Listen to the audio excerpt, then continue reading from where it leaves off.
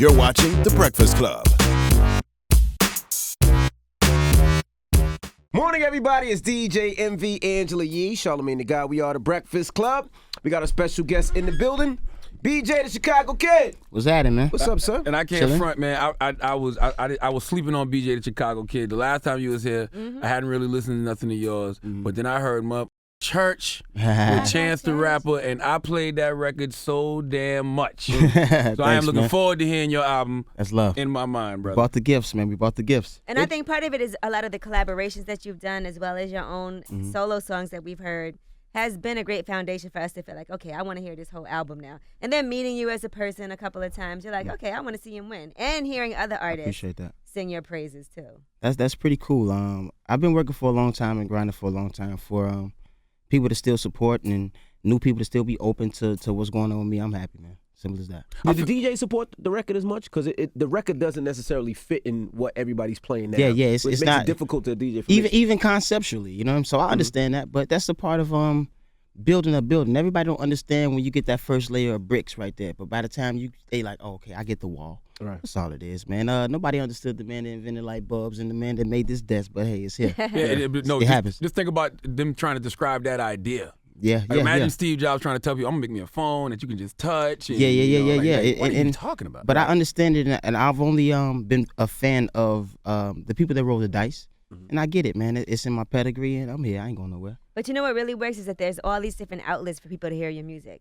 Yeah, really cool. You know, because a lot of streaming services, like I hear it. I don't know if it's because I liked it, because you know how you like something and then it plays similar tracks. Yeah. But all your stuff comes up all the time, like if I'm at home just listening to streaming. I get them calls. That's dope though. I've always been the guy playing other people's music and being the follower, but it's good to have people understand what I'm doing, man. Chicago got so many voices and stories, and I'm just happy mine is being able to be told. You know, as crazy and wild as Chicago is, I feel like it's still like a cultural revolution that's coming out of Chicago. Because you got guys like Chance. I mean, Kanye's always been at the forefront. Now it's like Common, like that conscious music people need. Yeah.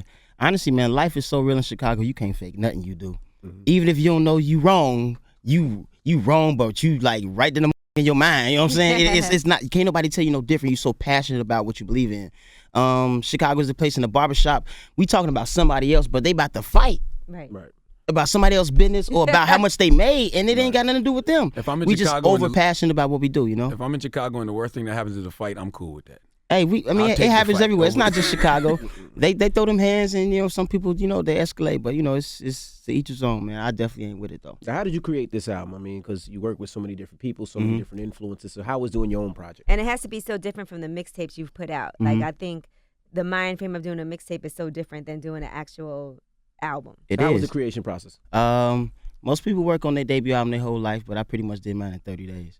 Explain that. We rented out this studio for 30 days. I stayed there 27 days. I literally slept there. So you wasn't 27 days. You was thinking, because I get it in. Nah, you got it bunked out, bro. You know these studios, they got good studios with showers, all right. marble showers, all kind of stuff. Whatever you want. A little bird bath, little wipes. Motown. Nah, no bird bath. But I keep baby wipes on deck regardless. But showers is definitely necessary. He about to ask you how your balls smell. Nah, we ain't into that. We ain't into that. That's his fantasy. So tell us about the 27 days. But nah, the 27 days were incredible. I slept the 27 days out of 30, but in 30 days, everybody I could possibly imagine that I really rock with without having to have to use your phone book or your phone book. Anybody I rock with that was in my phone book that I believe could come and help me with this project came through. Whether the stuff was able to make it through clearance factors and all of that, you know how that thing go. It's another round of making it, but creatively I felt like I had everything I needed to make this project. And I was known for stuff like Studio with Q and whatever other record that, you know, somebody might have heard in the car or a female put somebody on or the internet or whatever, but the album is so much deeper than that. You know what I'm saying? I wanted to give people like what I listen to at the crib away from what I'm known for. And we all are deeper than what people know of us. But I kind of want to reveal that and convey that through this album. So that's in my mind. How many songs did you create in 27 days? Oh my God. Ain't no telling, bro. We had the whole chalkboard. The dry marker board was 8 feet. So, and we filled it up and still had more space. And I would say at least over 150 records though. For sure. Damn.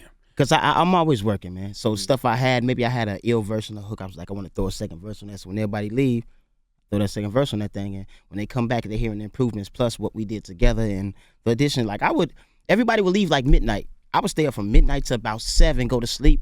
Everybody back at noon. And I'm like, at noon, welcome everybody in. I'm gonna go take my shower, probably go grab me some breakfast, take my time. But by the time I'm rolling, ain't no stopping. Like I did this every day. That's the way I make the best music. The consistency, waking up to it, hearing my mistakes from yesterday, tweaking them before the engineer get in. So by the time he get in, I'm on the next record. I like progress. I fall in love with results, whether I'm right or I'm wrong. I'm learning what to do better next time. Right. You know what I'm saying? Now the New York Times, they compared you to D'Angelo. Wow. But Well, they you said- did a whole but cover of D'Angelo's.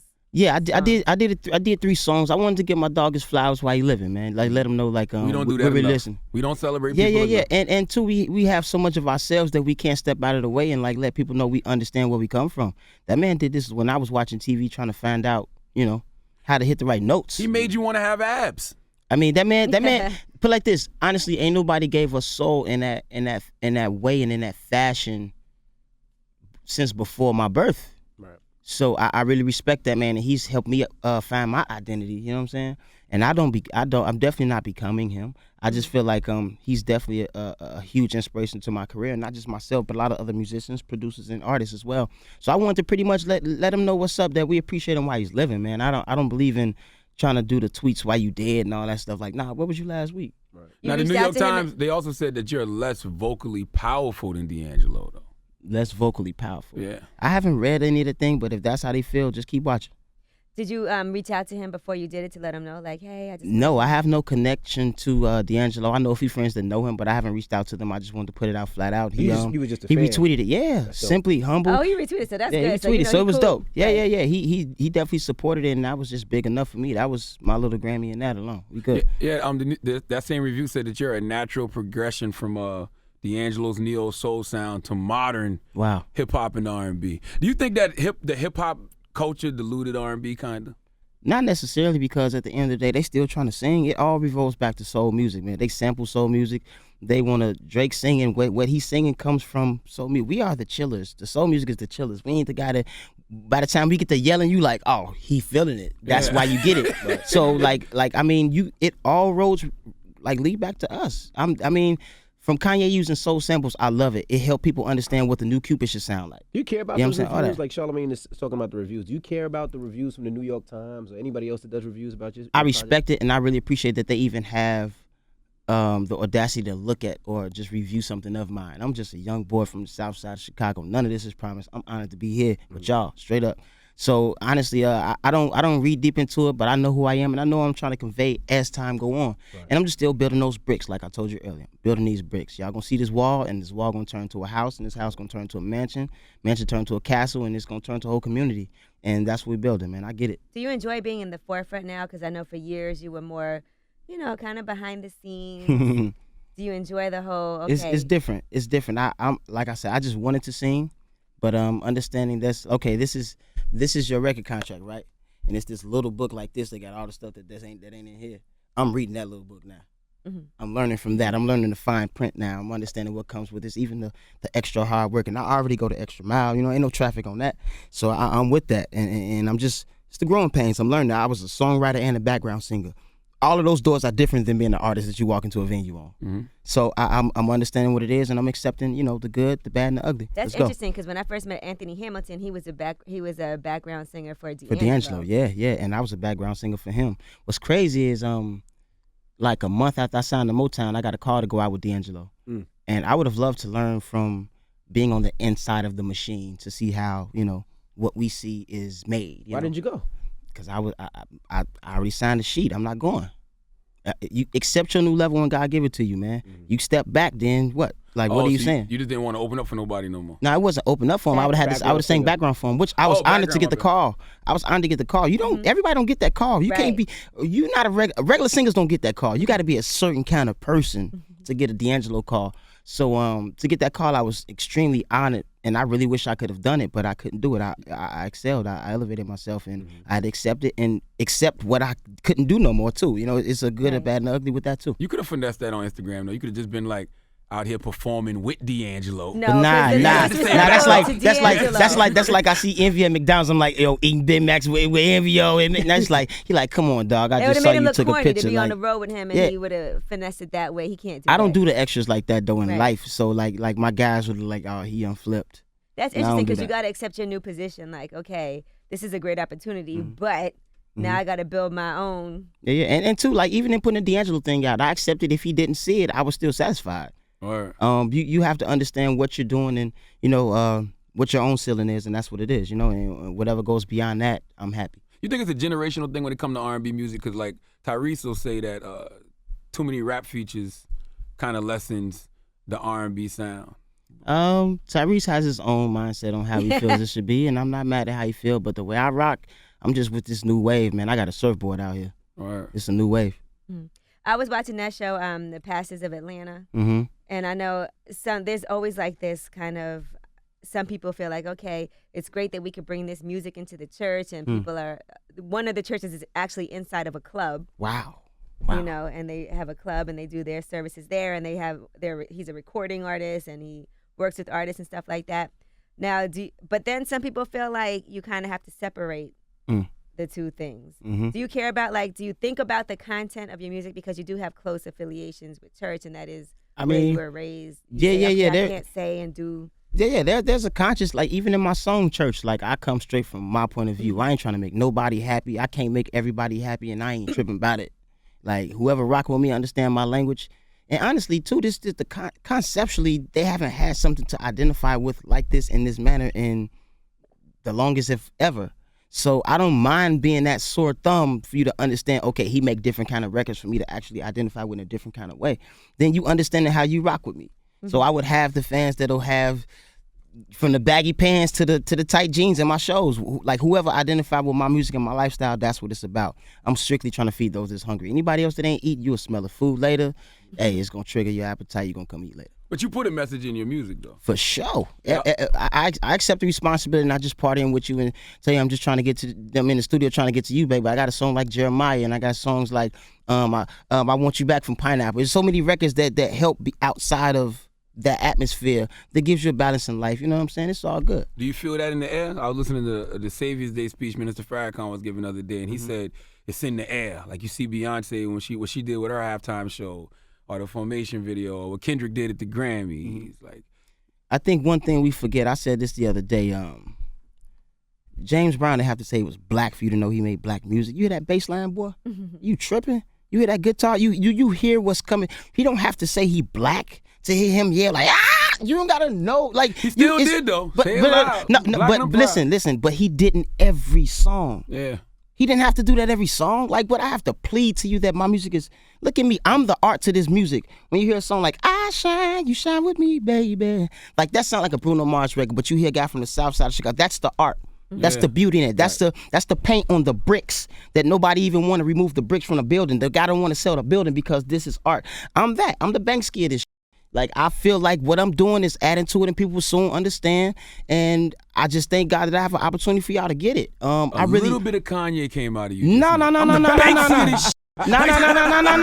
I want you to understand is, and I'm not saying that in me overall, I think she understood me. That's why I didn't have to really go out. But what I mean by that is we take we take more time editing music than we do cutting it to make the quality what it really should be. So in that, I feel like everybody is really understanding that part. Everybody knew I could sing. I could sing the ingredients on that soda pop bottle and sound good. That's what it is. But that was the best thing to do. It's not organic. It's called Top Pop. Go ahead. Hey, thanks for correcting me, man. I appreciate it. But what I'm trying to tell you is, we're not trying to aim straight to your heart. We want straight headshots. And because we're in an industry and representing a part of music that's not the most popular, it's no time to really play. Right. So when I have this platform, I just want to speak my mind but not be misunderstood. So when I say the Banksy of this, it's not like I'm not saying I'm the greatest. What I'm saying is we structure ourselves to be the most artistic, but the most artistic is not always known. Right. Yeah. They feed those that's hungry. So that's what I mean by that. So I thank you for letting me clear that up as well. As you know, it's funny, man. People be like, "Yo, R&B ain't what it used to be." I never noticed because I always listen to R&B. I appreciate. You know that. what I'm saying? Slowed down a little I know bit it did. But I just Yeah, never noticed it. And two, everybody wanted to sound like each other. Right. So that kind of made you want to be like, even more. Mm-hmm. So it makes you want to, just push to the side more. But that's what you got. Like I admire that Ty Dolla $ign don't sound like Future. Right. I might, because Future sings sometimes. I admire that Fetty don't sound like, yeah. So it's different. It's different strokes for different folks. But the more we find our individuality and express that, the more space we'll have and the more people will understand that this thing is really a new wave. So the Kalanis, the myself, like Chance be singing sometimes. Like it happens, but I feel like people forget we're artists first, and then you're a rapper, then you're a singer, then you're what. But an artist, you have a license to do whatever you want to do. Right. Now you just mentioned Chance, and Chance spoke about his dislike of Chirac and Spike Lee movies. That movie was terrible. I saw it for the first time this week. I've never seen it. I'm a big Spike You Lee didn't fan. tell Angela Bassett you didn't like it.